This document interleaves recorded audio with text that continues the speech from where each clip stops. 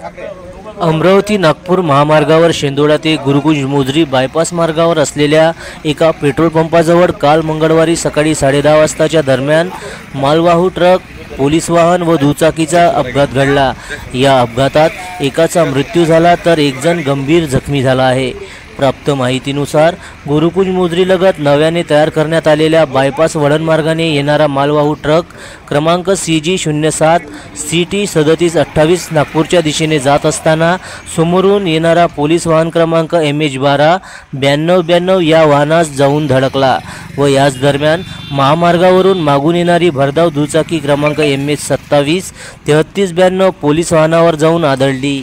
यात मालवाहू ट्रक चालक किरकोळ जखमी झाला असून दुचाकी चालक जितू अळसपुरे वय वर्ष 38 व नामदेव ठाकरे वय वर्ष 62 राहणार तिवसा हे दोघेही गंभीर जखमी झाले।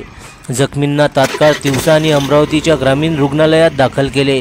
दुचाकी चालक जितू अळसपुरे राहणार तिवसा याच्या डोक्याला गंभीर दुखापत झाल्याने उपचारादरम्यान त्याचा मृत्यू झाला।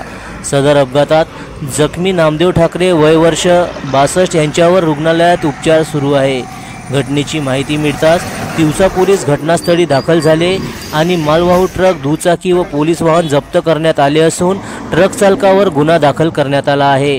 जनसमर्थन न्यूज, तिवसा, जिल्हा अमरावती।